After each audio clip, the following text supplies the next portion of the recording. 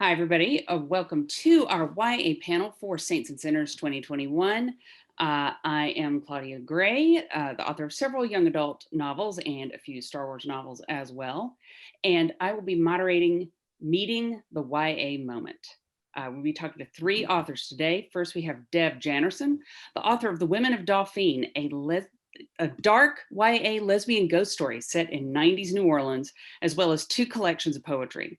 Dauphine was a finalist in the Best Book Awards Fiction LGBTQ category and was praised in Kirkus reviews for its appealing characters, deft prose, and psychological insights. Jannerson has written viral articles for Bitch magazine, received awards from publications like So to Speak and The Writer, and been nominated for a pushcart. He lives locally with his wife and pets and is currently querying a YA novel in verse. J. Marshall Freeman is a two-time winner of the Saints and Sinners Fiction Contest. His queer fantasy novel, The Dubious Gift of Dragon Blood, was published in 2020 by Bold Strokes Books. He's one of three authors featured in an upcoming young adult anthology. Work in progress also includes Cicada Rises from the Earth, a science fiction novel. He lives in Toronto, Canada with his husband and dog. Lindsay Sproul is the author of We Were Promised Spotlights, which was published in 2020 by Putnam Penguin Random House. Her fiction and essays have appeared in such journals as Epoch, Glimmer Train, the Massachusetts Review, Witness, the Kenyon Review, and elsewhere. And she's the recipient of fellowships from MacDowell, Virginia Center for the Creative Arts, Columbia University, and Gulkistan, Iceland. She lives in New Orleans, Louisiana, where she teaches at Loyola University and serves as the editor-in-chief of the New Orleans Review. So hello to everybody. I guess we should begin with, tell me what book you're talking about tonight, your most recent release, and maybe a little bit about where this book came from. I don't know if it was a theme or a scene or some other inspiration that made this plot catch fire in your mind. We can start with Deb. Well, my most recent book, The Women of Dauphine, came out in summer 2019. And this book has a long and varied history because I originally wrote it in 2 weeks in 2010.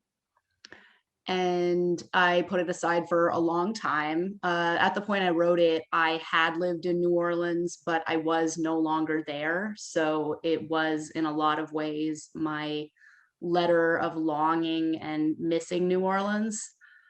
But yeah, I had it on the shelf for a number of years for various reasons. And then Nine Star Press was interested in taking a look and totally surprised me by wanting to put it on the schedule right away.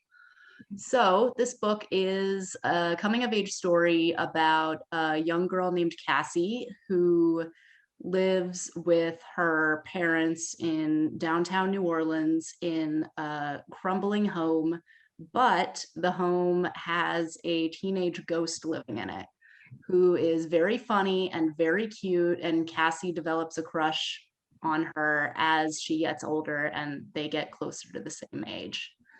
And much awkwardness ensues. And the story is very dark, but it's also very hopeful and earnest and all about the power of love. So even though it is in a lot of ways not the book I would write now, because it was 11 years ago for me, it's a book that I hold close to my heart. Fantastic. Jonathan. Yeah, The Dubious Gift of Dragon Blood, which came out from Bold Strokes Books in December, and is my first, what do you call it? Legitimate publishing, is that the word? Something traditional, that's it. Thank you. It's my first traditionally published book. And it's been, I always find it weird. I guess books come together for me, like there's this piece of satellite floating here and this idea, and suddenly it turns into a novel. Some of the things were wanting to mess with the trope of the one, wanting to write about dragons in a unique way, wanting to write about queer sexuality, queer teenage sexuality in a way that I think, served teens better than I think some novels. There's one I don't want to mention, which is very, very famous. And I remember reading it and going, no, wait, they didn't have sex there. And they would have, and you're avoiding it because you're worried about Texas or something like that.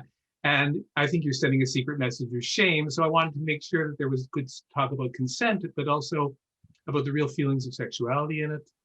And I wanted a good adventure. All right, and Lindsay. My last book it was also my first book, was We Were Promised Spotlights. It came out in March of 2020. I was actually working on a different novel, which I was almost finished with, and I realized that I was much more interested in one of the side characters than anyone else. So I scrapped the whole manuscript and sort of started over with this character who grew into like a different person, but still.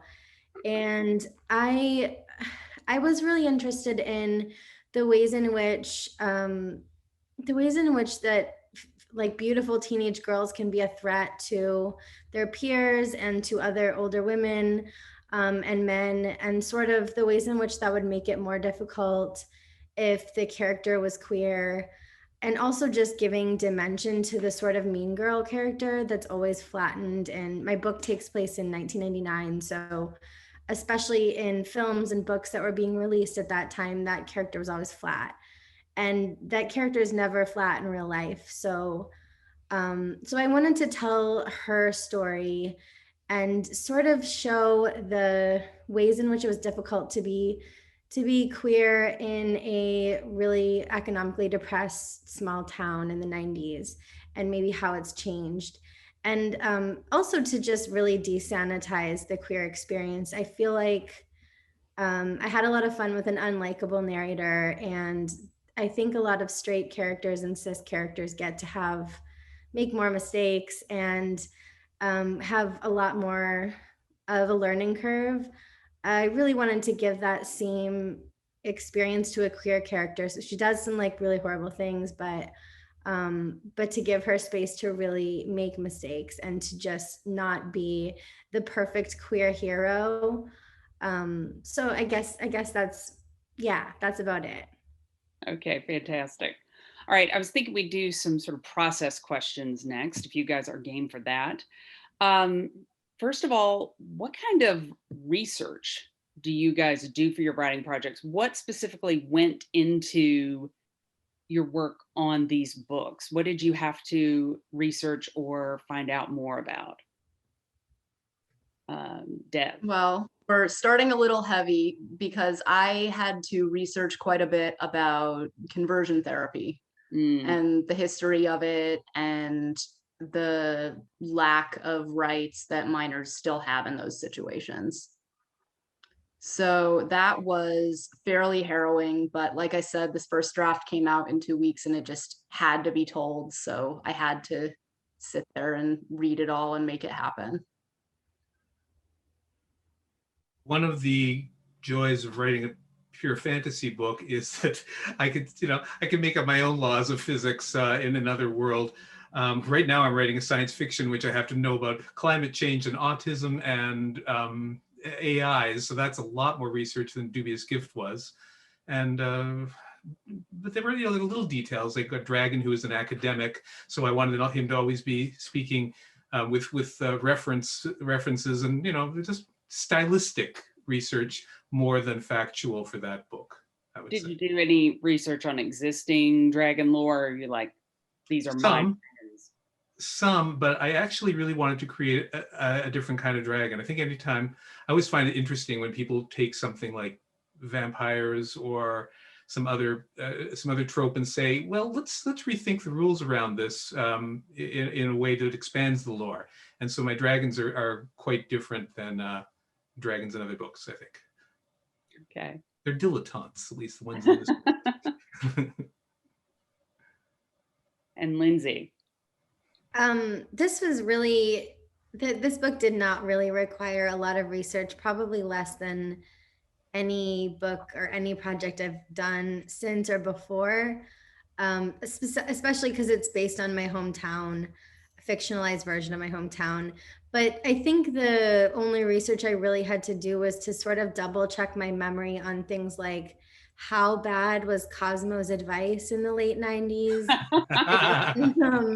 Am I remembering am I remembering it correctly that they actually said, you know, to like put whipped cream all over somebody and then lick it off, or I don't know, just double checking that it was as bad as I thought it was.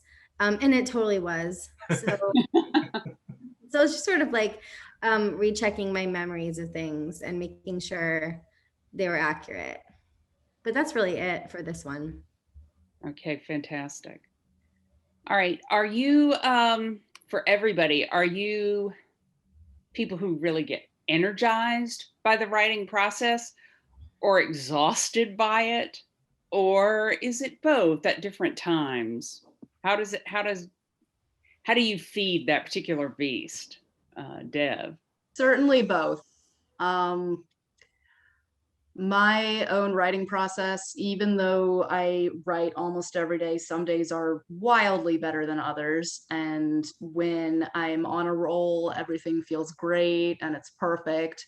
And then when I'm struggling, I tend to get very in my head about it and make myself tired by bullying myself for not writing more, which is of course terribly counterproductive, but I'm working on it.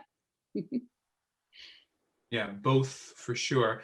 I labor under the illusion that if only I would learn to outline, then my life would be easier, but it doesn't seem to be how I can write. I have to discover on the page, which always means diving off a cliff with no safety nets. And so actually the day when I'm writing fresh is scarier. It's like, I don't know, okay, just try. And coming back the next day and saying, okay, that wasn't bad. Here's how to fix it. That's actually fun. And the deeper I go into editing, the more joyous it gets, because I'm seeing it as a solid entity instead of as this mess pouring out of my head. Right. And Lindsay? I also feel both at different times. Sometimes it depends on the subject matter. My book I'm working on now is like heavily about CPTSD and trauma. So that's obviously much more exhausting than this first one was. And I think there was a joy in the first one of getting to go home to a place that doesn't exist anymore that I really deeply miss. And also that I found really problematic too. But to get to sort of have my character who's nothing like me, but she gets to do things in high school and come out in high school, which I didn't get to do. So it was a little bit more fun than writing a book about complex PTSD for sure. So I think it depends on the day too. There were just days that I went through lots of edits with my editor on this novel. So, you know, round 3 of edits, I'm kind of like sick of the book and I want to do the next project. But I have to still do this one and another one after that. So I think for me, editing is really fun the first time. I love ripping apart the book and taking characters out and just chopping things up. But doing that 3 times, 4 times, that's where I start to like lose the enjoyment for that. If I may, Lindsay brought up a good point. It's sometimes when you're on the day when you're writing that really traumatic moment that when the character's up against the worst parts that they have to go through, those can be exhausting days. I mean, I find almost more than anything else to get into that kind of hypnotic writing, but then I come out of it like, so yeah, that's a weird kind of joy and a kind of terror. Yeah. But what do you each personally find are sort of your roadblocks as an author, kind of the things that trip you up? I think I've seen it phrased as your writerly kryptonite. I know I definitely have some. I think we all do somewhere. Dev? Well, like Jonathan was just saying, I cannot outline effectively. And with my current work in progress, not the one I'm trying to sell currently, but the one that I'm still working on drafting, I really tried. I was like, this is going to be the project where I finally learn to outline and I'm going to have everything hammered out. And I just like, my brain can't make it happen. I start and then I start thinking about whatever the last thing is I put in the outline. And I'm like, oh, well, I'm just going to start writing that now. And then I never find my way back. So outlines, writerly kryptonite for sure. Okay. And actually, more strength to people who don't outline. I mean, there's the secondary character, the main character's love interest, who actually gets a lot of POV chapters. He didn't exist when I started writing it. He was like literally in my head, as deep as he was love interest. And by the end of the first draft, oh wow, do I like this character? And he's got more and more important. So screw outlines. Writerly kryptonite is when I'm not writing and I decide in my head at 4 a.m. that I am a terrible writer. I'll never be able to write again. And I can't believe I've told people that I'm going to have this book. I've signed a contract, and what an idiot. And I'm going to be exposed as a complete fool in front of the entire world. And the cure for that is writing, if I can get past myself, my own fears. So that's the kryptonite.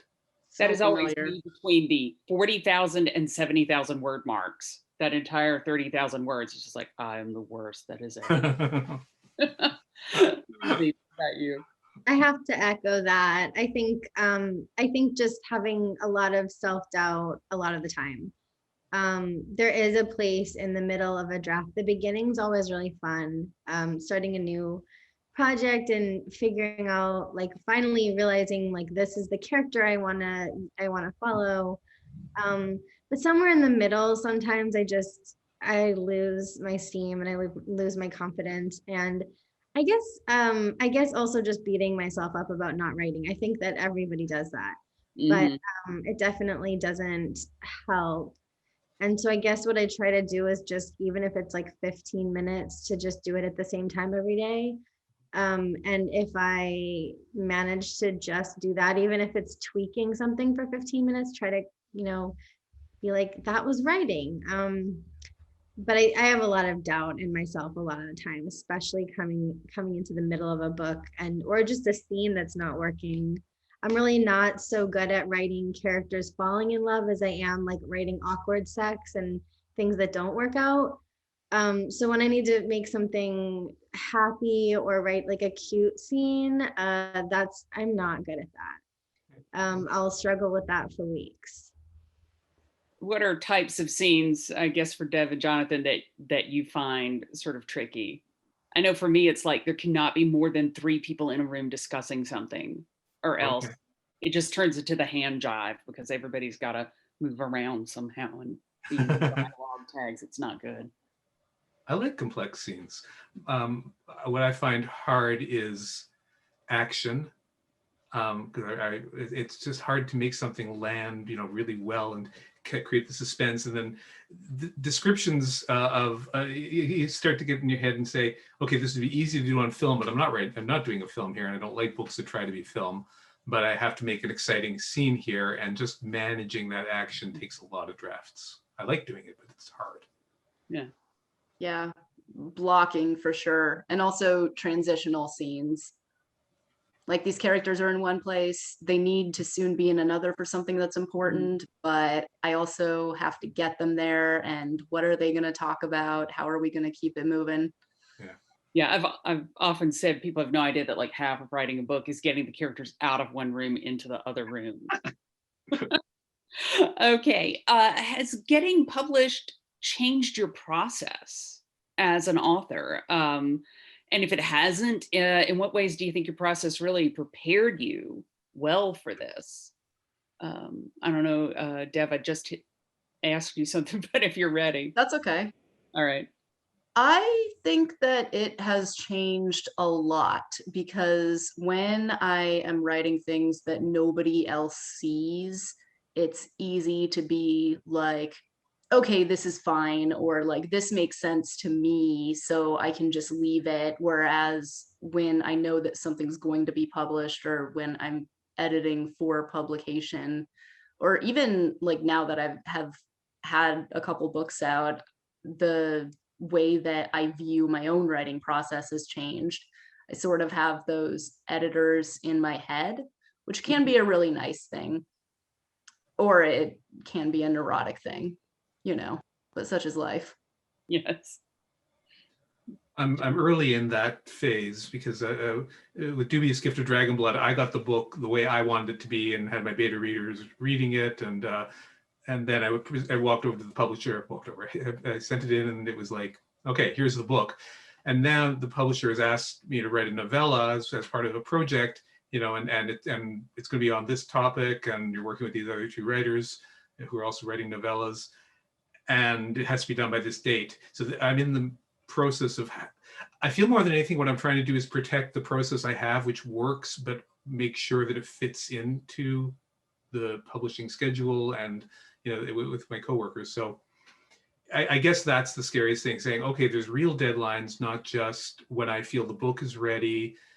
But I'm trying to protect the process which I've created on my own and I believe in. Yeah.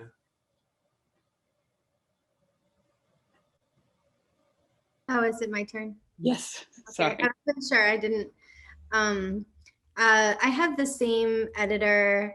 My contract was for 2 books, so I have the same editor for the second one that I do for the first. And admittedly, I didn't plan to write young adult, and I hadn't read a lot of young adult. And I've even taught a class at Loyola that's called What is YA, where we look at adult novels with teenage protagonists and then young adult books and try and figure out what makes the genre what it is. I still don't know that I'm sure, and I still don't know that my first book actually fits anywhere. But I definitely, I know my editors, I know kind of her drill, and I chose her for the reasons that she's really, really tough. But she does like 3 rounds of edits all the time, every person. So I can, as I was writing the first draft of my second one, I can already feel that there's going to be like, and it's the one about trauma. So I'm not super excited. But I know I have to rewrite it 3 times pretty much.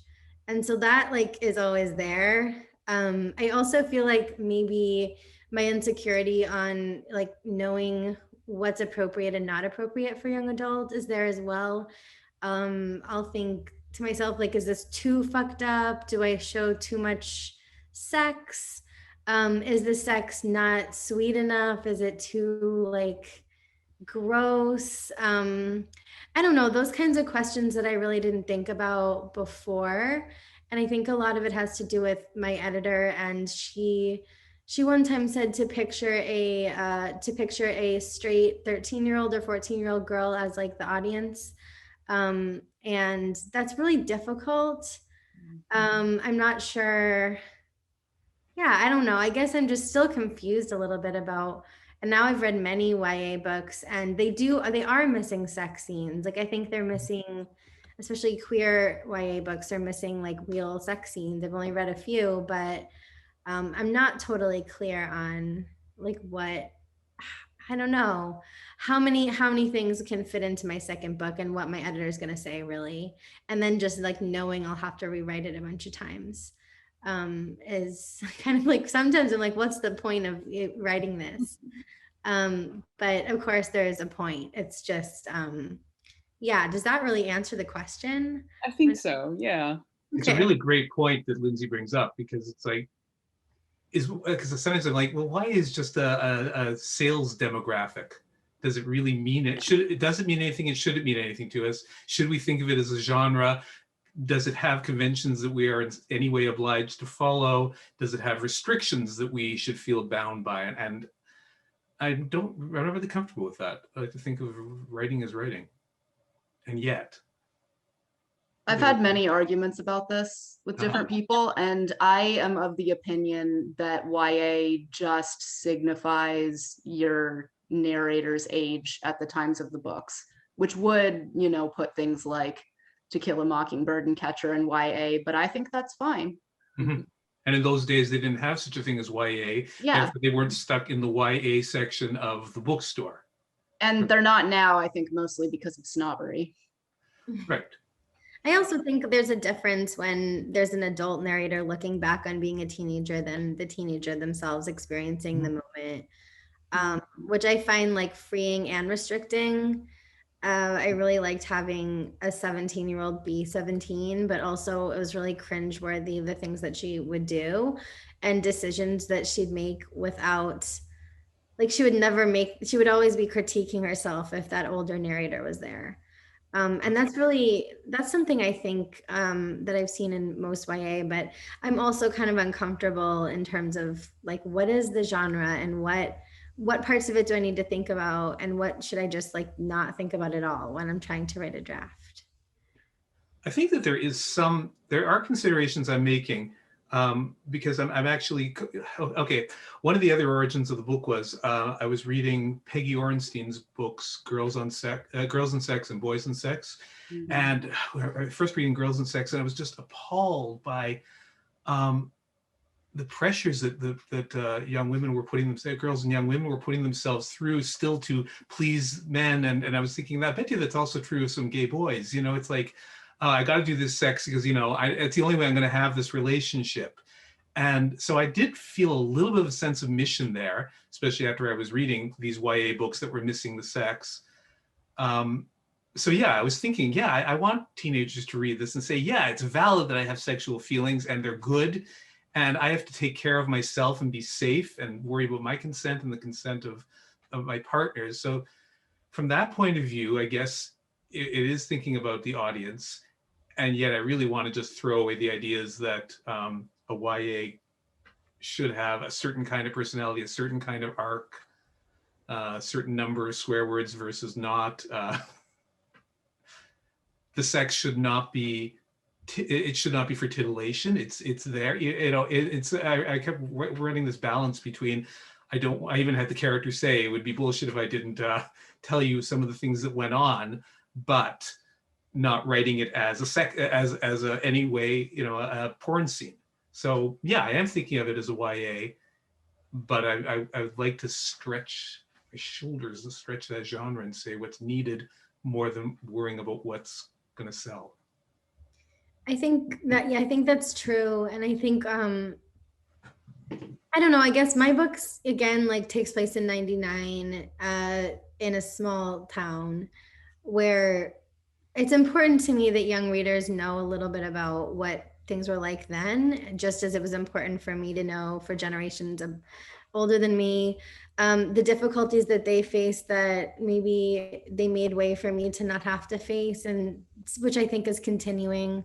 But there was a scene that was really important to me to have in my book that was cut, where it was like a pretty like upsetting sex scene, like not sexual violence, but just more degrading. And I wanted it to stay there because I know that the experiences of still a lot of teen girls, that they go through things like that. And I think it's frustrating. I do think that many teenagers, they experience awful things just the way that adults do. Not the same way, but they experience awful things. So why should they not be able to read those things on the page? So I guess I'm always kind of like trying to squeeze those things in there, and then sometimes my editor will cut them. What was the reason for cutting that scene? It was just too, she said it was just too, like really just too fucked up and too gross. It was like a blowjob scene that was where the girl was not comfortable, not willing to do it. There was consent, but just not, the emotions behind it were not great. But I thought it was really important in terms of characterizing not just her, but also the setting and also the ways in which gender was really important and seen as, I don't know. I just thought it, and also thought it was real. So obviously I said, yes, I'll cut it, but I still keep like trying to figure out a way to get that scene somewhere else. Yeah. Yeah. I'm sorry that happened. Yeah. Yeah. Oh, it's like the way it is, you know? Yeah. All right. I don't know how much related this is, but hopefully that it is. What is a theme or moment or even a scene in your book that's maybe more subtle or less visible that you're really hoping readers are going to pick up on? Deb, we'll start with you. Ooh, that is a difficult question. There was one scene that I worked on a lot more after I got this book deal. In many ways, this book, sometimes it feels like I didn't even write it because so much of it stayed the same as it was many years ago. But one scene that I did a lot of work on is when my young protagonist is upset and she runs out of her house, and it's night in downtown New Orleans, and she's just walking around and looking at things and thinking about her life. And that was a scene that was much easier to write when I was actually back here and could walk around. And even though it is set in the 1990s, New Orleans is a world unto itself. Yeah.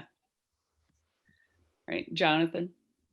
Subtle scene. Okay, I can think of one thing. There's a war toward in the second half of the book, and the main character has to do something to, save them all. Something terrible is about to happen. He has to do something to save them all, but it has a horrible repercussion for another character.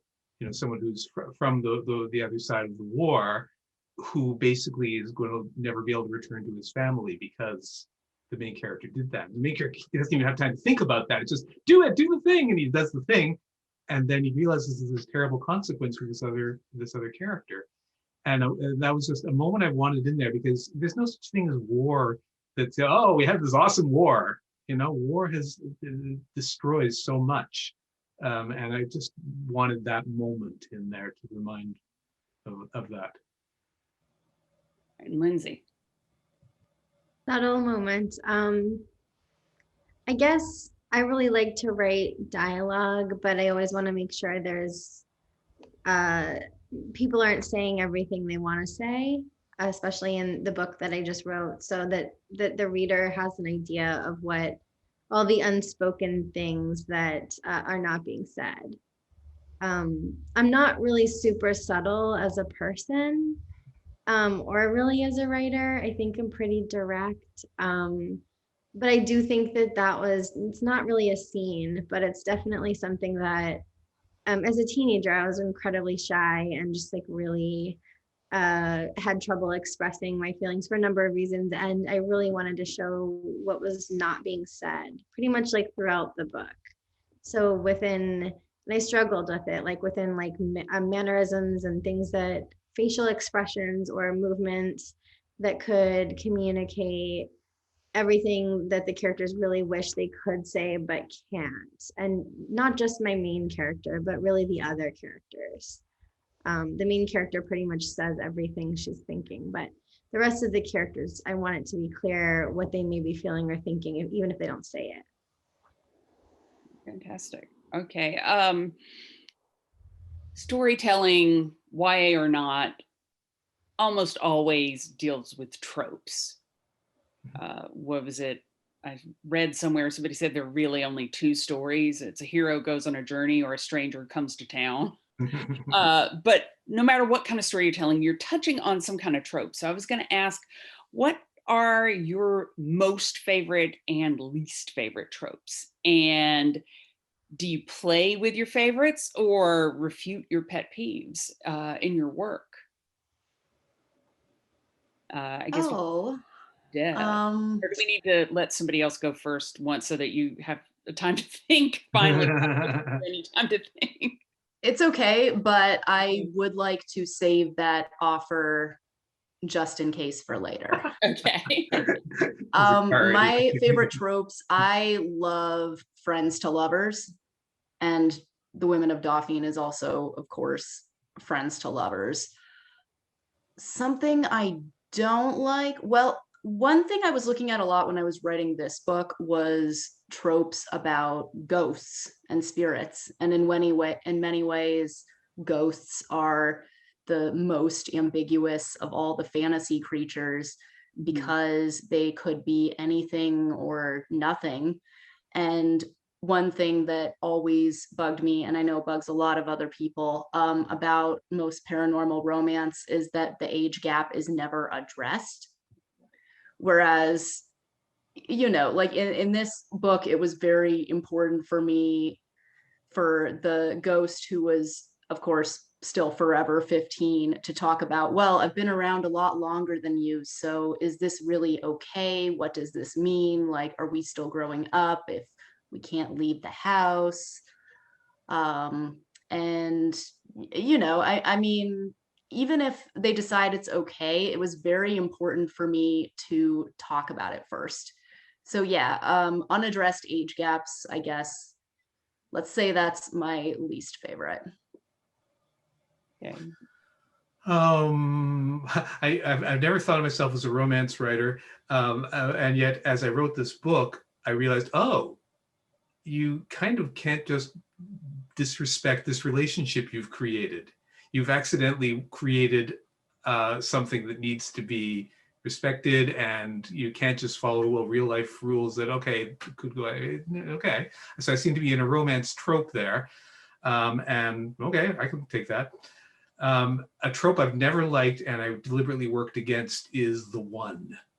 You know, you turned out to be the Prince of Narnia that you didn't know. You're Aragorn waiting for the throne. You're Neo, and I dislike that because it fits too much in my head, like with the self-made man. You know, I created Tesla all by myself, and I'm the greatest guy in the world. There's too much reverence of individual, whereas we live in communities and the whole world is made of all of our history and all the people together. So my character my main character, Crispin, finds out that he's one of 20 people carrying this dragon DNA, and he's needed in the dragon world, but he is one of 20, and even fulfilling his role in the dragon world is necessary, but it's not the thing that changes history. And I really want to work against that. He even references, he gets all excited, you know, he says, oh, am I the boy who didn't die? And he said, if you had died, obviously we wouldn't be talking to you now. So I really dislike that trope and work against it, yeah. But like I said, I like to break rules too. I want my dragons to be their own dragons, not Anne McCaffrey's dragons. What about you, Lindsay? I mean, I think probably all of us, I mean, hate the trope of like the gay character dies at the end, which is like what was available to me as a teenager. I remember looking at like The Well of Loneliness and just the title being like, okay, well, I'm screwed. I think that I equally hate the trope of like the queer hero, like the perfect queer hero, which is one that I think exists in like queer narratives especially. But also with other minorities, that they need to be these like model citizens that are going to, you know, just like, that they're just amazing people.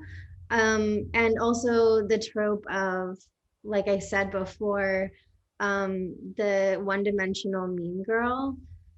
I think I just blended those in my book, but I really didn't have any interest in like having any hero. I just didn't want my character to be like saved by a man at the end. Other than that, I think that, I don't know, I really wanted her to be able to have space to be terrible, just like straight characters get to be all the time.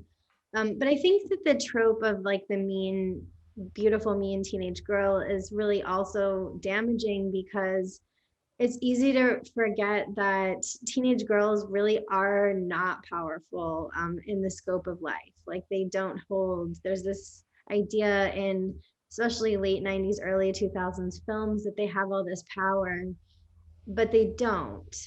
They're just young girls. And so, and there's always a reason behind bad behavior and bad decisions. And I really don't, I don't know. I didn't want to have to write a perfect character, or even just someone who has to be likable because she has to convince the readers that queer people are normal. Or that, yeah, it always bugs me when I see the mean girl, like, you know, just one-dimensionalized. So I think both of those, and they both kind of feel like they come more from like film around that time, things that I was seeing coming out in movie theaters. So yeah, I guess those two that I really wanted to challenge and put them both into one character. All right, fantastic. Let's see. What do you consider some of the most common pitfalls for aspiring writers just starting out?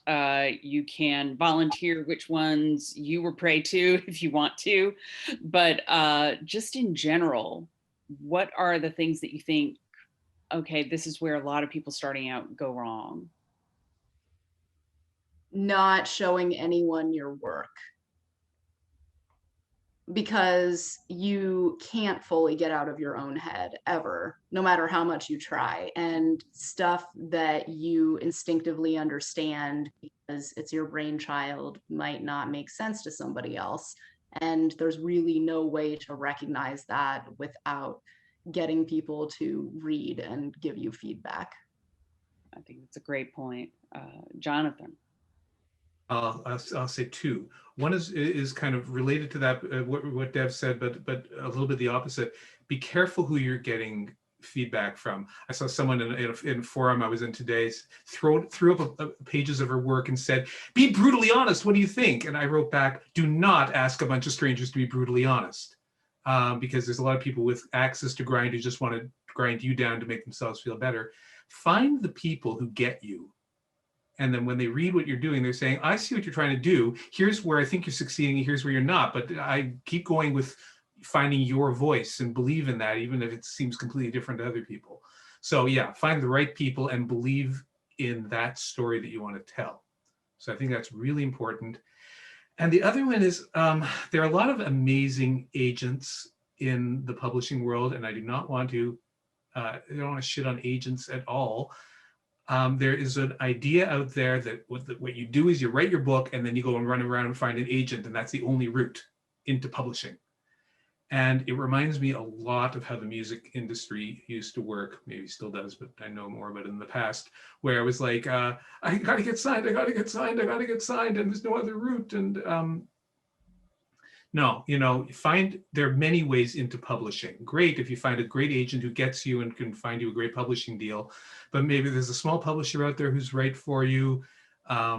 Maybe there's a collective who are doing self-publishing. There's no one right route, and I think that it's being used, the agent game is sort of being used to gatekeep new people. And if it's not getting you anywhere and you're just sitting there not writing because you're still trying to sell that book, get your work out and get it in front of people another way. So. What about you, Lindsay? Not finishing, like being afraid to finish a book because you're afraid of it failing. Yes. I think maybe just being afraid of failure in general, because I think obviously failure and a couple of failures, eventually there'll be like failures. I don't know. There'll be something out of it that feels right. I think that's the biggest thing. No, I totally agree. What would you say has surprised you the most about becoming published? That can be anything, whether it's effect it's had on your writing or personally or anything else. I can say that for me, I had the weirdest feeling the first time I went to go see my first book in a store, and there it was just in the store, and it was great, but at the same time I had this completely inexplicable feeling that I should be allowed to just take a book out of the store now. It was like, I put some in, I should get to take some out. Barnes and Noble does not see it that way. I actually tried. Yeah, never thought I was going to feel like that. It was weird. Anyway, what about for you guys? Definitely much more aware of market, and not necessarily in just a cynical way. One of the best pieces of advice that I got over the last couple years was to have a couple of comp titles for every book you're writing, books that recently came out that are the same genre and that have some things in common with yours. And I have found that really helpful, not least because it is something that agents look for as well. Although I'm glad you brought up that agents aren't always the best, because Dauphine was agented for a short time, and I had a bad experience. And I am now talking to some excellent agents. I haven't signed with a new person yet, but definitely don't feel like the agent has all the power and you have to say yes to them, because there are predators in every business. Mhm. And let me just expand that to say, like, I think that at a certain point in certain career, depending on what your career trajectory is, at a certain point, you can't go farther without an agent. Great, it's a time for an agent, and you know, I just think that it has to be the right point. And at certain points, it's a business, and you can't do it without an agent. But it's not necessarily off the top. I have a good writer friend in town who was self-published for her first many books, and she built so much of a following that, you know, eventually she had agents showing up and knocking, and, you know, and was at the point where she could pick exactly who she wanted to be with. What surprised you the most, I guess, Lindsay, and maybe also you, Jonathan, about getting published, about what that did or meant for you? There's this, you know, the weird thing you're always saying, oh God, what if my book sold 1 million copies? Everybody, you know, we can't avoid those egotistical, or at least I can't, or I think a lot of people do. And yet, when I phoned up the local SFF bookstore back at Phoenix Books in Toronto, and I knew they had ordered 5 books, and I said, oh, I told you I'd come down and sign them. I'll sign them. And they said, oh yeah, we only have 3 left. And I'm like, who are the 2 people who bought it? Or I had my husband go through my Goodreads reviews, which I was advised not to do myself. I was just reading someone's positive review, and I'm like, I don't know who this person is, but it found its way into someone's hands who it meant something to, and it was such an exceptional feeling. Just to feel like the book has its own life out in the world, and they want to find its way into the right reader's hands. So it's a beautiful feeling. It just feels so uncouth, though, that people can go out and suddenly buy a piece of your brain, doesn't it? I definitely had that moment, like when I started getting mail from readers and they were talking about these characters I made up in my head. And while I fully understand how writing a book and setting it out works, I also had this like, how do you know about the people in my head? Well, yeah, and it's funny. Like one person said, I really liked your book. I'm not supposed to like the main character, right? I like him.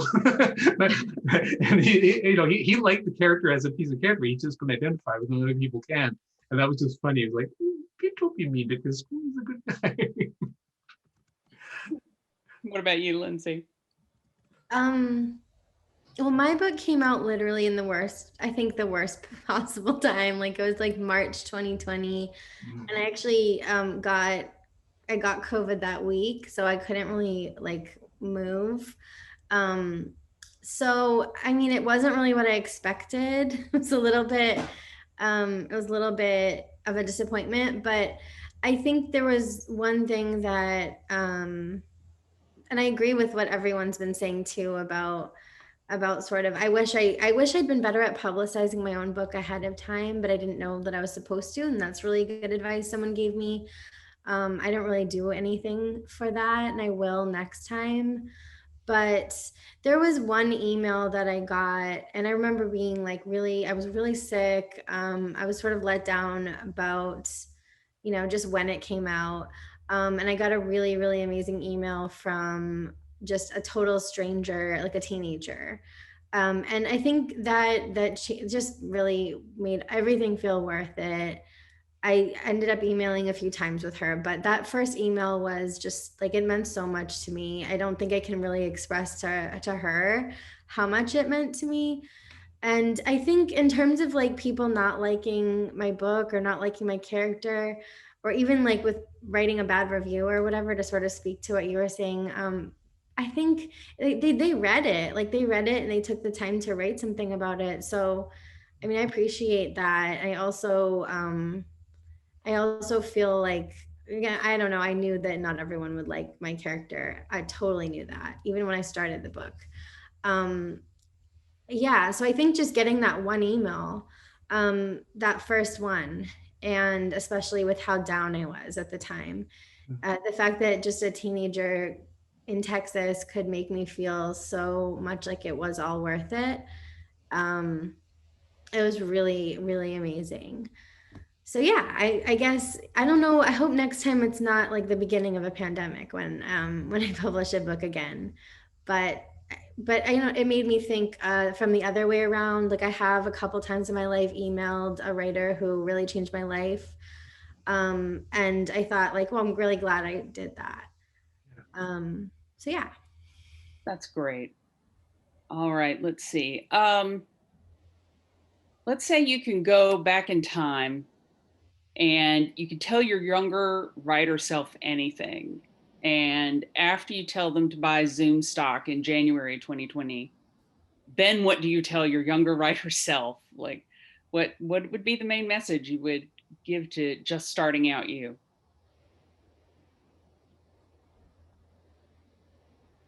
Can I pass this one on? Yes, I was wondering if you were going to take your pass on this one.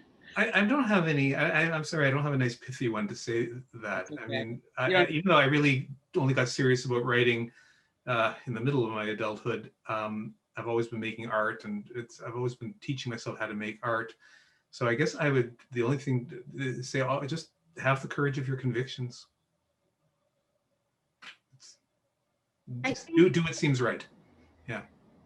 I think just there was a point in my life where I just didn't even think I was going to graduate college, and I don't know. I was the first one in my family to go, so I was really lost and really confused. And I picked a college that was specifically really liberal and specifically like highly queer, and I still didn't come out in college because I guess I felt like I wasn't like gay enough looking or something, which is so ridiculous.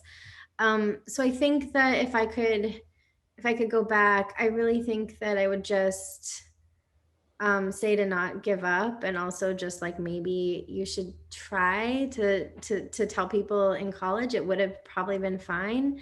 But that's not really about writing. I guess I would have liked to know at the time that I graduated college, and then like to get a PhD. I can't believe I did that, but yeah, to just be like, it's gonna be fine. You'll graduate and you'll finish a book one day. I was just so scared that I wouldn't really accomplish anything when I was younger. So yeah, I don't know. But in terms of writing advice, I kind of agree. Just being honest is good. All right. And Deb, we've come to you at last. Right. I also think most of the advice I would give my younger self would be life advice rather than writing advice. But I guess just not to be so afraid to show my writing to people I don't already have a relationship with, because they are the better beta readers anyway. Sort of to bounce off that, who are your beta readers or first editors? How did you find them? And in what ways do they specifically help you be a better writer? I met mine writing Buffy the Vampire Slayer fan fiction, personally. That worked.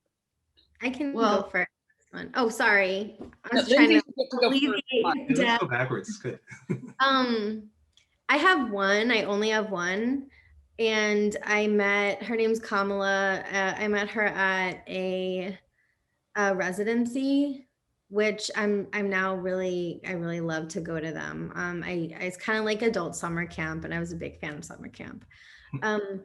But she's really good at everything I'm not good at. She's really good at plotting everything from the beginning and sort of figuring out how one thing leads to the next. And so reading her books, we do it at the same time. And it's super helpful to see also her total rewrites. It doesn't really hurt that I absolutely love her writing, but we're really different writers. We really get each other as people, but also like she always understands what I'm going for. And she's someone that I feel comfortable saying, like, is this weird? Like, is this not working? And so I think I only need one. I really just, I'm so grateful to her, but it has to be somebody that I can really ask any questions to. and also, of course, someone whose work that I want to also spend hours and hours of my life like reading and talking about. So Yeah, the mutual beta reading I like a lot. And Claudia, it started with me that learning how to be part of a writers group with writing X-Men Movieverse fanfic.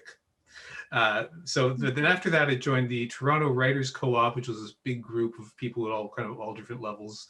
And out of that, I found two really good friends whose writing I respected. And we have now been a writing triangle for 4 years, and we've just gotten through. So literally once a month, we're bringing each other the new chapters, the first draft stuff. And they were there for every step of Dubious Gift, as well as for my new novel. And, because I trust them to get what I'm doing and to be just totally clear about what's working and what isn't, and I do the same for them. Yeah. And I met most of mine also at a residency type program that was run by the Writing Barn in Austin, Texas, which is an excellent little space. They have about 8 people there at a time, and that was definitely one of the best weekends of my last decade. Wow. Because of what happened there and because of what it led to. All right, fantastic. All right, I think we're coming up on around an hour, so just to wrap up, I guess I thought I'd ask everybody, what goals do you have for what comes next in your writing? And that can be professional goals in terms of your writing career, or just goals for your artistic self and what you want to get across. Like what are you hoping to turn to? That could be anything from super personal to, I would like to write a mystery. I have about 5 books in my head, and unfortunately, I'm not a fast writer. I'd like to be faster. We'll see if I can pull that off. The scariest one is actually kind of an AU of my own life. If something totally different had happened to me at 18, and it's a very terrifying book to conceive. And it's probably going to float in my head for at least 2 more years before I go through the trauma and excitement of writing that. So I want to be a better writer. I want to learn more about this publishing world and build the place in it and the relationships in it that I can. I'm working on another book that's an adult book while I'm waiting for my editor to give me edits on my next draft, and I just want to finish it. I think I want to finish it before I get those edits. I also just want to, I don't know, I want to sort of try to learn how to keep all of the like genre stuff and the marketing stuff and all of that just like out of my head, and just kind of go back to where and why I started doing this in the first place. Yeah, well, I am shopping around a novel in verse that is very heavy, but also probably the book I was born to write if I believed in such things, which I don't. But so I am really excited about that. It's a YA contemporary, deals with trauma in childhood. I know Lindsay said her new book is about PTSD as well. It is sort of about having a terrible childhood and just sort of getting through it by just pushing ahead and always keeping your eyes ahead. And then the character gets to college and kind of falls apart because everything is catching up to her. And I'm also working on a new book that is a YA suspense about a teenage girl with type 1 diabetes whose mother, which I also have, by the way, whose overbearing mother blogs about it on Instagram. Oh no. Much to her chagrin. Oh my God. I want to read both of those books. All right, I think that wraps up our panel. Thank you to absolutely everybody, and we really hope that you have enjoyed it. Please check out these writers and their books.